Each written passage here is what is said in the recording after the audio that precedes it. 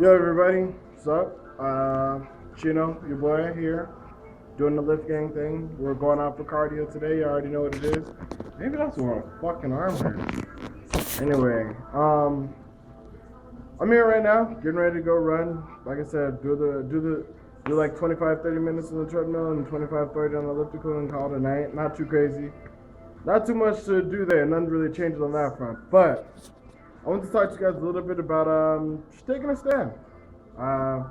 Today at work, I didn't put in my 2 weeks notice. I thought about it, really did. Not gonna lie, but I went in. And I basically just put in a schedule change, and so it wasn't like as exclusive or crazy as putting like a 2 weeks notice. It was just kind of more along the lines of like, look, like these are the hours that I'm available. Up until before this point, I just pretty much had open availability, meaning they could schedule me whenever the fuck they want, which is, if you ever worked at retail, you know that's what like a retail manager loves.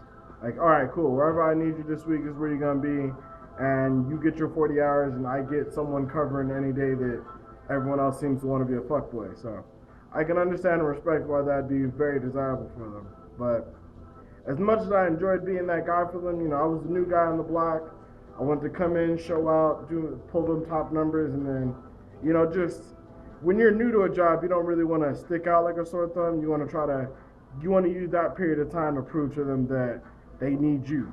As much as you need them, they need you, and that they would hate to lose you type deal. And I've done that, you know, I've done that for a little bit over 6 months now. I started in August, we're coming into April now. So I feel like I earned my stripes. I'm no longer the new guy. It's very clear, you know. There's a few things I admitted I still don't know how to do, but there's someone else there to do them. And there's a bunch of things I know how to do that nobody else knows how to do. So I feel like I'm in a really good spot. And I'm not going to say like I went all crazy and told them like I'm only available between this narrow period of time. Like I've still left it relatively open so they can still call me when they need me. But my store was really good for doing two things: split shifts and turnaround shifts. Those are two things I don't play. So as much as, again, as I like to be open and flexible to help them out, the turnaround shifts had to stop. It was pretty much just me telling them like, yo, like I'm only available for you guys from 11 a.m. to 10 p.m. No more of this, you know, hey, I need you to work 1 to 10 p.m. and then come back at 10 a.m. in the morning to open the store for us. That's not going to fly anywhere. And then the whole like, oh, we need you here at 8:30 from 8:30 to 10, and then we need you to come back 1 to 7 to close. So they got one more of those scheduled for me. And I was like, cool, I'll work this last one, you know, out of respect since the schedule's already up. But after this, like, I can't do it no more. But, I mean, it's a scary aspect. I mean, retail isn't like other jobs where you're guaranteed 40 hours a week.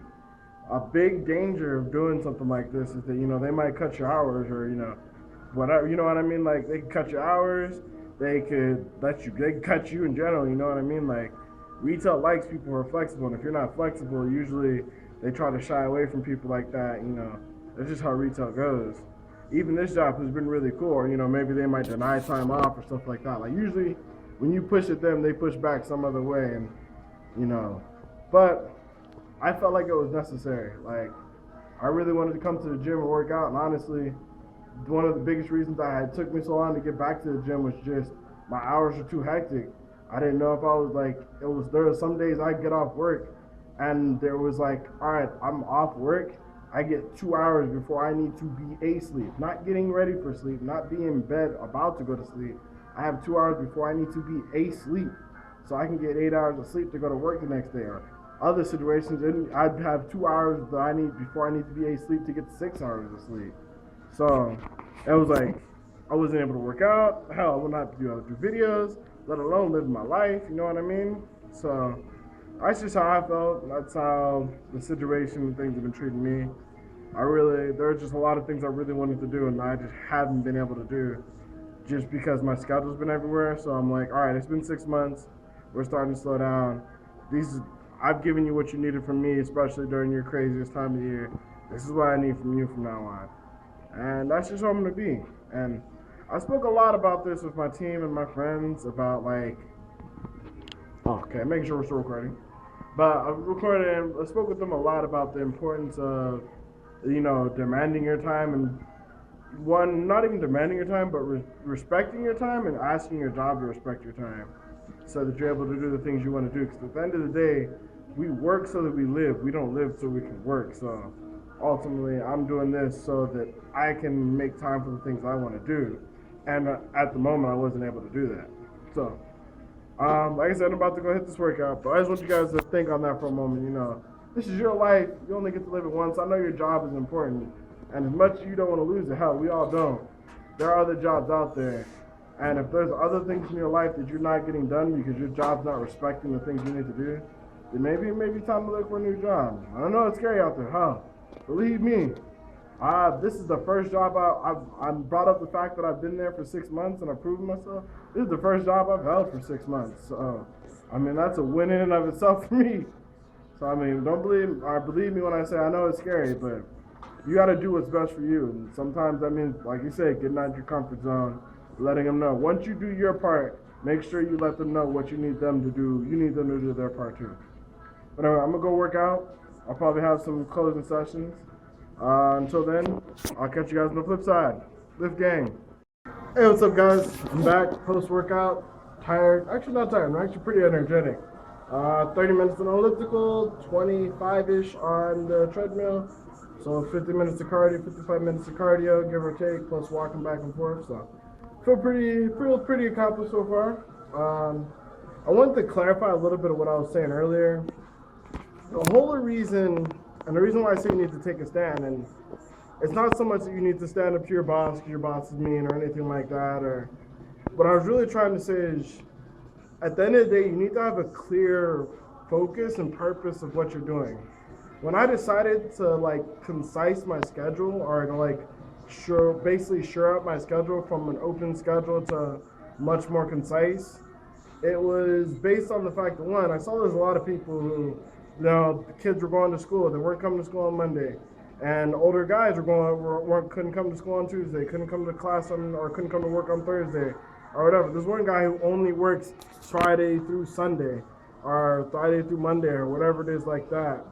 And honestly, it's because they have class, they have other jobs. And it did make me realize, at first I was like, man, it seems like they're never there. But I had to really stop and think. And at the end of the day, they know what they want to do. And they know where they want to be in 2 years. And it's probably not at that store. Not that I'm down in the job or anything like that. But they have a very clear idea of where they're going in the future.